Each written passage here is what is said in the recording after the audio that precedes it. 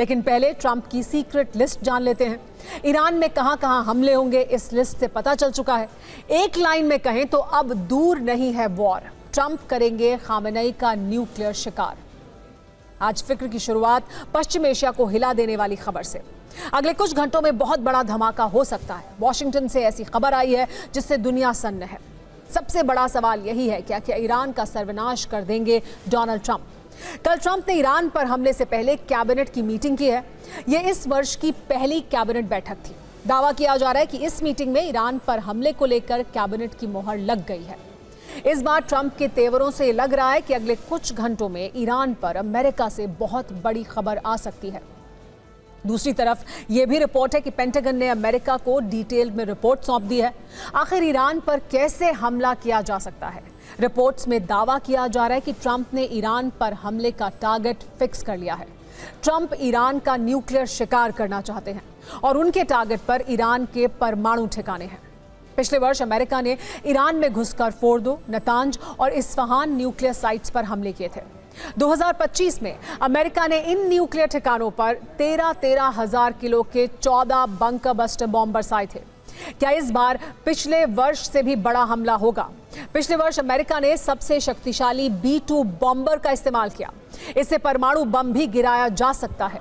लेकिन क्या इस बार ट्रंप इससे भी बड़ी हवाई ताकत का इस्तेमाल करेंगे? पिछले वर्ष अमेरिका ने टॉमाहॉक क्रूज मिसाइलों से हमला किया था। क्या इस बार और भी घातक मिसाइल से प्रहार होगा?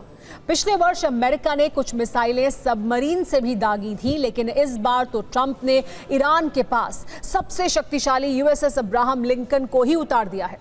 इसे तो सैनिकों का चलता फिरता शहर कहा जाता है। ट्रंप ने पिछले वर्ष दावा किया था कि उन्होंने ईरान का न्यूक्लियर प्रोग्राम बहुत पीछे धकेल दिया है। क्या इस बार डोनाल्ड ट्रंप ईरान की संपूर्ण परमाणु शक्ति छीन लेना चाहते हैं?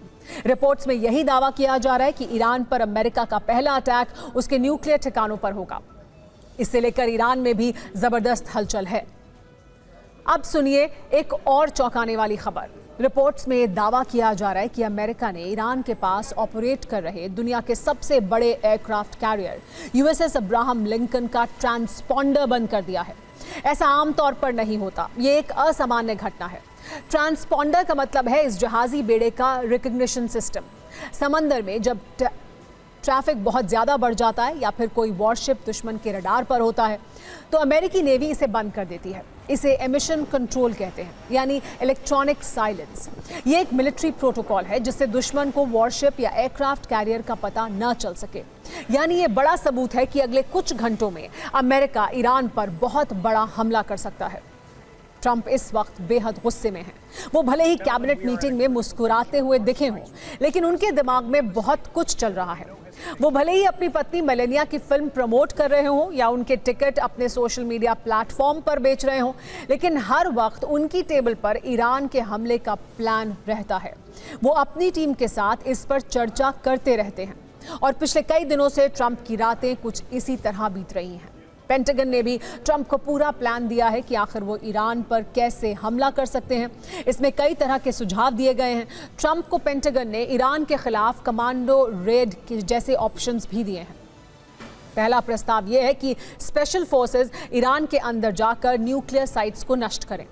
दूसरा प्रस्ताव खामेनेई समेत ईरान के टॉप लीडर्स को निपटाया जाए। तीसरा प्रस्ताव इस्लामिक रेवोल्यूशनरी गार्ड्स और सिक्योरिटी फोर्सेस को खत्म कर दिया जाए। चौथा प्रस्ताव बैलिस्टिक मिसाइल से जुड़ा है। बैलिस्टिक मिसाइल फैक्ट्रीज और एयर डिफेंस सिस्टम को खत्म किया जाए।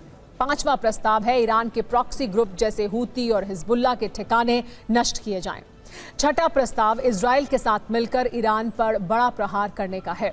सातवां प्रस्ताव ईरान के खिलाफ साइबर अटैक या फिर कोवर्ट ऑपरेशन चलाए जाने का।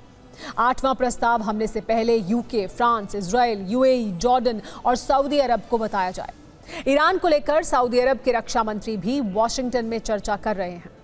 फिलहाल ईरान में कमांडो रेड जैसे ऑप्शंस पर ट्रंप की मोहर नहीं लगी है, लेकिन व्हाइट हाउस में इस वक्त ट्रंप गंभीर चिंतन कर रहे हैं और ये ईरान के लिए इस वक्त सबसे मुश्किल समय है। ये हम क्यों कह रहे हैं, इसे समझने के लिए ये तस्वीरें देखिए। पिछले 12 घंटे में अमेरिकी एयरफोर्स का एक बड़ा मूवमेंट देखने को मिला।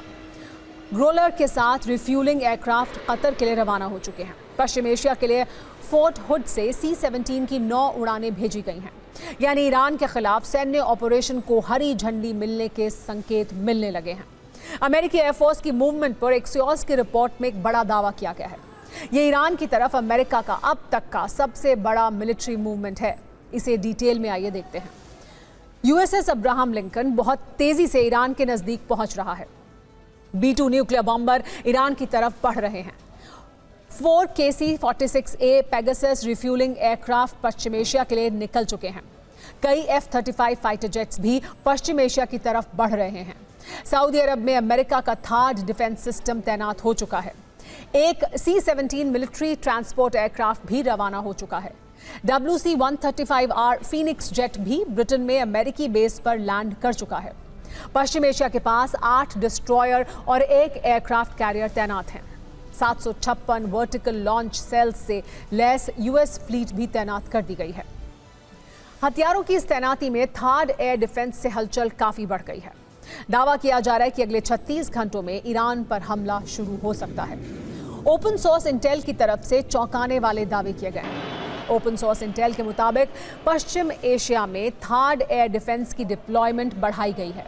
अमेरिका के 2 कार्गो एयरक्राफ्ट से THAAD सिस्टम रवाना हो चुके हैं। टेक्सास से C-5M सुपर गैलेक्सी और C-17 ग्लोब मास्टर की मूवमेंट देखने को मिली है। THAAD air defence system 200 kilometre तक बैलिस्टिक मिसाइलों को तबाह करने में सक्षम है। ये 150 किलोमीटर की ऊंचाई तक मिसाइलों को रोकने में सक्षम है। THAAD air defence system 2000 kilometre की दूरी से मिसाइल को ट्रैक कर लेता है। इजराइल, कुवैत, सऊदी अरब में पहले से ही THAAD बैटरी एक्टिव है। अब ये वीडियो देखिए।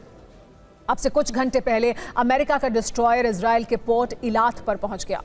यूएसएस डेल्बर्ट डी ब्लैक आज शाम को ही इजराइल पहुंचा है। इजराइल की मिलिट्री ने बताया है कि यह पहले से ही प्लान्ड था। ईरान से टेंशन से इसका कोई लेना देना नहीं है, लेकिन यह सिर्फ महज संयोग नहीं हो सकता। आखिर जब ईरान से टेंशन चरम पर है, तभी ये घातक वॉरशिप वहां क्यों पहुंचा? यानी ईरान के चारों तरफ जो कुछ हो रहा है वो यही संकेत दे रहा है कि इस बार हमला पहले से भी ज्यादा भयावह और विध्वंसक होगा। अगर ट्रंप को ये लग रहा है कि ईरान पर हमले का फुल प्रूफ प्लान बना चुके हैं, तो ईरान भी कम नहीं है। ईरान ने भी युद्ध की विध्वंसक तैयारियां की हैं, जो कि पश्चिम एशिया में शांति के लिए अच्छे संकेत नहीं है। ईरान सिर्फ हथियारों की तैनाती नहीं कर रहा, बल्कि ट्रंप को मुंहतोड़ जवाब भी दे रहा है। देखिए ईरान ने अमेरिका की धमकियों का किस तरह जवाब दिया है। ट्रंप ने धमकी देते हुए कहा कि ईरान के पास अब सिर्फ कुछ घंटे बचे हैं। इस पर खामेनेई की सेना के प्रवक्ता ने जवाब दिया, हमला करके 2 घंटे बाद ट्वीट करोगे तो ये तुम्हारी बड़ी भूल है। ट्रंप ने धमकी दी कि खामेनेई की सत्ता खत्म करके रहेंगे। इस पर ईरान ने जवाब दिया, ट्रंप युद्ध शुरू कर सकते हैं, खत्म हम करेंगे। ट्रंप ने धमकी दी, अगला हमला कहीं ज्यादा भयानक होगा। इस पर ईरान ने जवाब दिया, याद रखना हजारों अमेरिकी सैनिकों की जान खतरे में है। आखिरी शक्तिशाली अमेरिका से डरने के बजाय ईरान उसे मौत की धमकी क्यों दे रहा है? ईरान के इस आत्मविश्वास की वजह क्या है? फिक्र की इस रिपोर्ट में आप भी देखिए।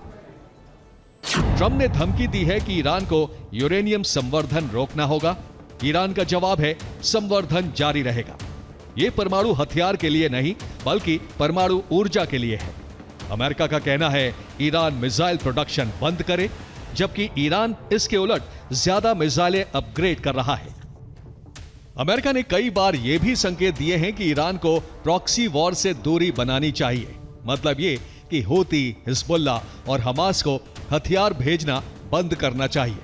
ईरान का कहना है अपनी सुरक्षा से कोई समझौता नहीं करेगा।